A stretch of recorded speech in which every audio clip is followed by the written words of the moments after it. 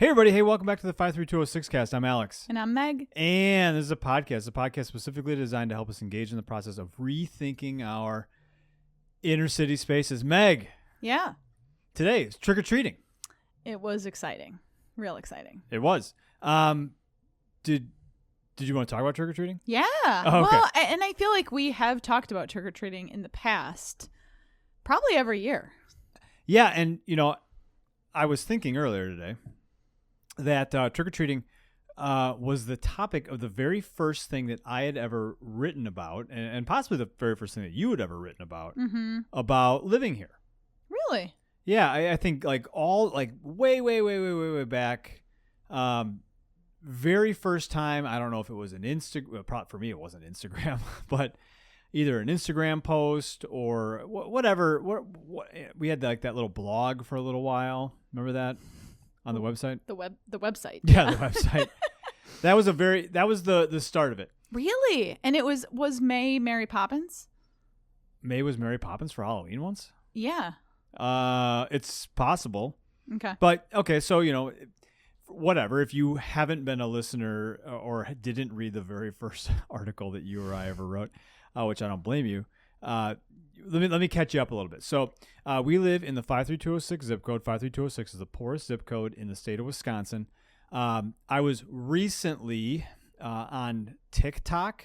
Meg, you know TikTok? I do know TikTok. You are always talking about it. Always talking seems like about all you do is you are on TikTok all day long. Which is, I'm not, which is funny because I'm on TikTok very little. But for whatever reason, there's always something on TikTok that grabs my attention, and that's what it's there for. That's what it's there for. And so on TikTok, they were talking about the richest cities in the state of Wisconsin. Yeah. And on TikTok, you always end up with it's richest cities in the state of Wisconsin, part 3.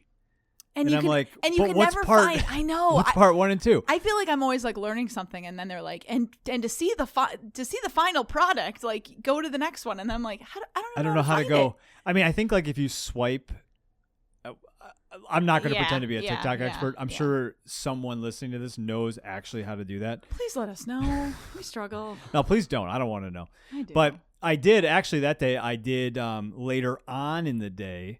Go back onto TikTok. Okay. And so I did get parts 1 and 3. Did you find it, or did it just come up on your algorithm? It just came up. Well, that's nice. And so I'm probably going to see something from the same person 10 times before it goes away. Yeah. But I did get a list of the 10 richest cities. Some of them are villages or towns or however those are calculated. But some, in the state of Wisconsin. In Wisconsin, the state that we live in, yes, there are 2 of the 10 richest cities are by Madison. One is Madison. I mean, let's shout out Middleton. Middleton was on the list. Yeah. But the rest of them, the other 8, are suburbs of Milwaukee. It's so interesting that there's no up north ones. Yeah. I mean, Wisconsin's a big place. There's a lot of land. Yeah. A lot of people. Mm-hmm. So the other 8 were I probably could name them all for you, but I'm not going to. And but you quizzed me on them, and I got 8 out of 10. You did pretty good. I did pretty well. Yeah. You might. I feel like there was one that we missed, but it's all the same. Same thing. So one of the cities on the list is a city called Shorewood, which would be the closest one geographically to us on the list, and that just happens to be where we go trick or treating. Yeah, and the reason we go trick or treating there is because of the candy. I know. Well, so when we moved in here, I remember I was very excited. I was like, we have a house, we can give out candy. And it's funny that I'm saying this because last night I was at a house. I was at a friend's party, and I actually handed out candy to people a lot. And I thought, I haven't experienced this. And that was an interesting, it was a very kind of an interesting phenomenon that I have handed out candy at our house probably 3 times, in our, we've lived here for 18 years, and we do not have a lot of trick-or-treaters. I remember the first year I was so excited about all this candy. You did buy a lot of candy. And we had 1 or 2 people, and we just, not a lot of people around here give out candy. And so it's not a thing. Well, I mean, if 25% of the houses are vacant at any given Yeah. time, and there's 800 vacant lots in the city, so there's like a lot of Yeah. space that you have Yeah. to travel to find somebody Mhm. Yeah. that might have candy to give you. Yeah. And so people typically don't. Yeah. Every once in a while we'll get somebody. I bet we'll get somebody eventually. Yeah. We did get last year. We got a few people we knew. Yeah. And so that was fun. So anyway, so we get in the car and we drive to Shorewood, which Mm-hmm. Yeah. is only, I'd say it's probably 3 miles. I was going to say, yeah, a mile and a half, but yeah. Yeah, it's I think it's probably 3. Okay. Because it's the area that we go is fairly close to Lake Michigan. We're about 3 miles from Lake Okay. Michigan. It's Mhm. roughly the same north-south as we are. Mm-hmm. We just go north slightly and then go Mhm. straight east. Which, even just thinking about, okay, so a city on the top 10 Yeah. cities, the top 10 wealthiest cities in the state of Wisconsin, is literally 3 miles away from the poorest place in Wisconsin. Yeah. Just as an interesting tidbit. It's a crazy fact. It's it's somewhat of a crazy fact. But Meg, I remember when, I don't even know if it was you or I that wrote the article. Yeah. I feel like it might have been you. I feel like it was me. Yeah. I think it was on Instagram. I was just trying to find it and I couldn't, but Yeah. Yeah. So, and we've been going to the same spot. We were joking about it because on the way there today, you were asking me where we were going, and I was saying, well, we're probably going to the exact same street corner that we've gone to for the last 10 years. Mm-hmm. And we did. Mm-hmm. And, I noticed something that was a little different this time around. Yeah. So back 10 years ago, so this, whatever 2024 minus 10 is, 2014. Great Maybe. math. Yeah. We were at the same street corner. Mm-hmm. And we are not the only people from our neighborhood that drive to go trick-or-treating. Mm-hmm. If you have a child in our neighborhood, you're going to experience the same thing that we experience as people with a house and as people with children, that you don't trick-or-treat in our neighborhood. Mm-hmm. Mostly because of the lack of candy. I feel like Yeah. if I was just to say any one particular reason why, it's not because of candy and poverty probably go hand in hand. Sure. But I would think if you don't have a lot of margin, it's Sure. hard to give away stuff. Sure. Yeah, right. But again, the candy doesn't exist in the It's neighborhood. no candy. Yeah. So we drive there, and we pulling up. I always would feel, I didn't so much this year. Now I don't care. I'm too old to care. I think. Yeah. But you feel like You feel like an intruder a little bit. Yeah. Because or an imposter. Like you feel like you're coming and you're taking from this, this area that you don't belong. Sure. Right. A little bit. Yeah, and I can imagine, simply because, I walk over there, we pull up in our Subaru, which seems like everybody in this town drives a Subaru. You're wearing your Patagonia jacket. I look like a Shorewood white guy. Yeah, exactly. Yeah. I looked less dirty than normal. You did. Yeah. So it's good. But you pull up and people see clearly that you're not from Shorewood, right? Yeah. And Shorewood is like 90-something% white. And so I can imagine how much even more if you are not white and you pull up into Shorewood and you pull up in a vehicle that doesn't look like a vehicle that would be driven in Shorewood, and you don't look like somebody that lives in Shorewood. I can imagine how much more that you would feel if you were in that position, right? Yeah. And I used to be really aware of that, like for sure 10 years ago. Yeah. Yeah. And when you say aware of it, just the divide of white and black. Right. Yeah. Like it was almost uncomfortable. Yeah. Just understanding the dynamics, understanding how close we literally are to this place, a place that would be inaccessible for many of the people in my neighborhood for sure. And in a place where most of the people don't look like most of the people that live in our neighborhood. And I think like 10 years ago, I thought, it's not really fair for us to go to a place that's not our neighborhood to trick or treat. And I think like the people who live there, like if I were to live there, I would think that. Sure. Why are these people from outside of our neighborhood coming here to trick or treat? Yeah. And like, I think now knowing what I know, okay, do you want every kid to have a fun trick or treating experience? I think everyone would answer yes. Yes. I know that you would. Yes. Yeah. Like, why shouldn't every kid have a fun trick-or-treating experience? And so, okay, well, yeah, my kids have to drive somewhere to go have a fun trick-or-treating experience. Is that wrong? I would say no. But I think maybe like 10 years ago. Right. Yeah. And so, over the course of the last 10 years, various things have happened in the world of race relations and racial reconciliation. And, Meg, today I felt very different than I would have 10 years ago. Partly maybe because I'm older, and I just care less. But I think more so, I felt like it was a more, I'm going to use a word here, I don't know that I use all that often, a more inclusive experience. And it was funny because as we were driving home, you were saying that, and Dex was like, what does that mean? And so like, I feel like I had to like give him like a play-by-play of like what's happened over the last 10 years and how maybe it wasn't a great experience for Black people to go trick-or-treating there 10 years ago. Yeah. And I don't know because we aren't. Yeah. We aren't African American. So I have no idea what that person, what an individual would experience doing that.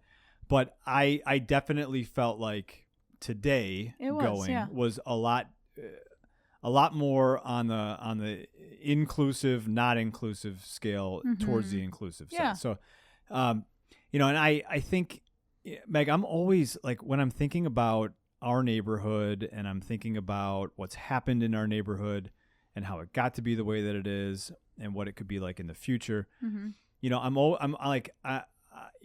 can look at very specific situations, or you can look at very specific dynamics for what they are today.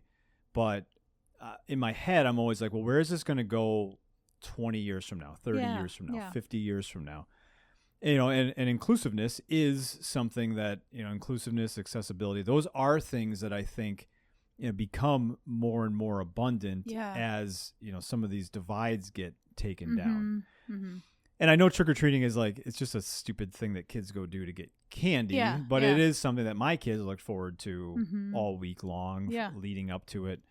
And I know that, my kids aren't special in any way. So other kids look forward to that experience.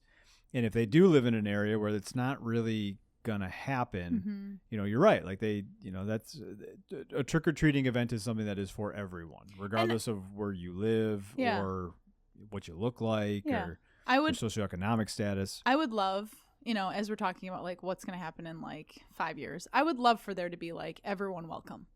Signs in Shorewood that say, or signs wherever, everyone come and trick or treat. I think that would be really neat. Signs. Yeah, just big signs somewhere. Come to our neighborhood and trick or treat. Anyone's welcome. Yeah, that'd be beautiful. Maybe we can get some signs made up. Well, maybe whoever's part of that town can do that. Sure. That would be neat. Yeah, yard signs are by far the most effective way to get your point across. But so I did definitely feel that way. And I felt more like that last year than I did the year before. And it does seem to have been that way, over the course of the last 10 years. Because Meg, I don't really go there. I don't really go to Shorewood and get out of my car and walk around a neighborhood ever. Any other day of the year except whenever trick-or-treating is scheduled. Yeah, I gotta be honest. I love going around and seeing just, like we got out of the car and there was a dahlia. And I thought, oh my gosh, like this is wonderful. I was very excited to look at all the but plants. On a random Tuesday in April, you're not like, oh, I'm going to go take a walk in this other neighborhood 3 miles away from my house. The only time I do that actually is by the kids' school. Yeah, right. But you have a reason for going there, and it's in the opposite direction of where we go trick-or-treating. So I just thought that was interesting. I just thought it was an interesting, snapshot, or, it's just interesting to think back to the 10 other times that I've done that.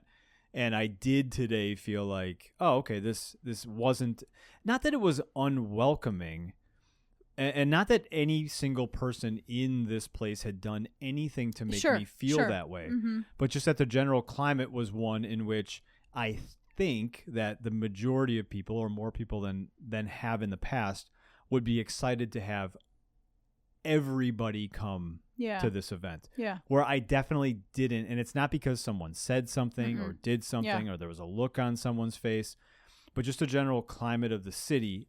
Today, it feels a lot different than it did 10 years ago. Which is great. Yeah. It's exciting. Yeah, it doesn't mean that everything's fixed or that No. there isn't work to still do. Yeah. Meg, you always can take something good and then you can use the flip side of it, the devil's advocate point of view. Free candy gets 300 people from our neighborhood to go to their neighborhood. I don't know what we would have to give away for 300 people from Shorewood to come to our neighborhood. Yeah. It would have to be a lot. I know that most of them tend to stay away. Yeah. But, I think that someday that would be, something that would happen. Yeah. At least. So. Yeah. Well, I mean, I do have to say that we had some people from close to Shorewood give away candy at the We Got This Community Garden. Yeah. And kudos, not that going to one, and this is something that I always think about, Meg, I've been working on that book and we do this podcast and, when I see or introduce myself to someone, now I'm a little bit more likely to tell them where I live and sort of what I consider to be mine and most likely your life purpose. More likely to do that now than I ever have been. But, that still is something that is abnormal. Sure. And isn't something necessarily even worth celebrating, which still says that we have a long way to go. You're saying what's not worth celebrating? Well, so, Meg, I working on this book, right? And so, the fact that you and I, who live in I think the number one thing that would describe our neighborhood is poverty. Yeah. Beyond anything having to do with race. The fact that, you and I haven't been in a situation where we are in poverty for a very, very long time, and coming right out of college. Sure. And the trajectory of our lives would suggest that, wouldn't be the case for very long at all. When you're a broke college kid, yes, technically you, sure. You live under the poverty line, right? When I think what it will look like 50 years from now is, we in Milwaukee are hyper segregated racially. Because of that, we're hyper segregated socioeconomically also. And I think that 50 years from now, when someone is if TikTok exists, it probably will. It's great. If TikTok exists, when you pick out the top 10 richest cities in the state of Wisconsin, like the way that they calculate that, Meg, was median household income. Okay. So and you could probably calculate it 10 different ways, but the metric they were using was median household income. And that just means that, half of the people, let's say if it's $100,000 a year in Shorewood, half of those people make that or more in their household. Yeah. Median household income in our neighborhood is $24,000 a year. So we're a quarter, let's say if it's 100 there and it's 24 here, it's roughly 25%. I think that those medians will be less and less extreme. Yeah. Because, places will find ways to make housing accessible at lower values so that people that don't have the means can move into them. And it will, we won't have 8 of the 10 most affluent places in the state, like within very close driving distance of our neighborhood. Yeah. Right. Like it will mix more. Well, and I always love how you say, like, if 100 people moved into our zip code that made $200,000 a year, it would yeah, that would bump the median up, for 100 people. I don't know what it would do to it. Just like if 100 people making $100,000 a year moved into the neighborhood, that would bump the average up, right? Yeah. So I can see that, as some of the long term, that would happen farther down the road. Yeah. And, something silly like trick-or-treating might be one of those metrics that we would look up and say, oh, it's totally different now, right? Like, oh, we used to not be able to go do this in our neighborhood, but now there's enough diversity to allow the kids in the neighborhood to not have to drive. Socioeconomically, yeah. So, Meg, you got anything you want to plug? I just got my mom's at Weber's. And they're beautiful. And so I wanted to plug Weber's. Weber's is incredible. They have indoor plants. They have outdoor plants. And it was buy 2 mums and get 1 free. And they were incredibly beautiful. And I got a free gourd with it, which I was very excited about. So there's so many gourds. Weber's Garden Center. They're over on Green Bay and Capitol, and they're incredible. And they have a program called Teens Who Grow Greens that is always looking for donations. So just wanted to plug that. Yeah, and it was super cool. Teens Grow Greens? Teens That Grow Greens? It's one of them. One of those two. Yeah. Teens, I think it's Teens Grow Greens. Yeah, Yeah. Teens Grow Greens Yeah, was at the Urban Agriculture Conference that you and I got to participate in. Yeah. It would have been right around a week ago. Yeah. That was super cool to see other people in their communities doing similar type of work to We Got This. Yeah. And so, yeah, it was super cool that they were there. Yeah, and I feel like, if you're a listener and you're in Milwaukee, Teens Grow Greens, Weber's is a great place to support. Yeah. If you're not in Milwaukee, there's lots of other places that do similar type of work. One of the things that you and I talked about when we were speaking at the conference was how accessible gardening is. It's just it's a very accessible activity. It's very easy to start out with it. Yeah, very, very easy. Yeah. And it's something that a lot of kids don't necessarily have experience in. But the accessibility of it does make it easy for a kid to learn the basics. And when they learn the basics and they water and grow come back in 3 weeks and there's something there, you feel a really great sense of pride, around that. So it's super cool. Yeah. So, be sure if you're in the Milwaukee area to check out Weber's. I know they close soon for the season. Yeah, but they'll be open again. But they'll be back. They'll be back. As soon as it warms up, they they'll have be back. indoor plants and stuff like that. So they're closing, but they won't be be gone for long. And then Meg, I can't not plug the book. Yeah. No pun intended, plugging away at it. Yeah. In the mornings, and lots of had really great. I just want to first off with that, I would like to thank everybody that has listened to it. Yeah. I can see on the podcasting app, we can see the number of downloads that we get for a podcast episode because the book is on a podcast feed. Similarly, I can see the number of downloads that it's had, and more than I would have thought. Yeah. So I really do appreciate that. I know we put out last week. We put out the first chapter of the book on this podcast feed. Had again good, nice downloads. So thank you to everybody that listened to it. Especially I appreciate it because I feel like if you listen to it, you'll learn more about our neighborhood, which I believe is very similar to other neighborhoods in our city and other neighborhoods across the country. Yeah. And I think once you learn a little bit more about it, you develop a greater sense of empathy for what it's like to be here. Yeah. I asked this question in the book a lot. What would it be like to live here? And I try to describe it enough so that, somebody that say lives in Shorewood would have an opportunity to understand a little bit more. Yeah. Well, what would it be like? What would it be like to live in an area with concentrated poverty? What are some of the challenges? What are some of the really great things that go on here? And so I just want to thank everybody that's listened to it. If you're a listener and you're trying to access it more, it's on the So this podcast is on the 53206 podcast feed. Every podcast has a podcast feed, and that entire book is on the bad neighborhoods. You have to know how to spell neighborhoods, which is hard, yeah. which can be challenging, but it's on the Bad Neighborhoods podcast feed. So new chapters of the book are released on Mondays and on Thursdays, and will be released up until the end of 2024, when it will be done. So then the last one is like on December 30th or something. Okay. I made a spreadsheet of it, so got all that taken care of. So yeah, again, just want to thank everybody that's checked it out. I appreciate the support. I look at the numbers and I think, oh, it's super cool that someone. Sure. It doesn't say like, oh, Yeah. Dale listened to the podcast. I don't even know anybody named Dale, but it doesn't say that, but it'll say one more than the last time I looked or whatever. So definitely appreciate that. And if you like it and you would like to tell someone, feel free to do that. Same with this podcast. If you I do feel like we don't say that enough because how do you learn about podcasts? You tell other somebody people says, about it. I heard this thing on this podcast.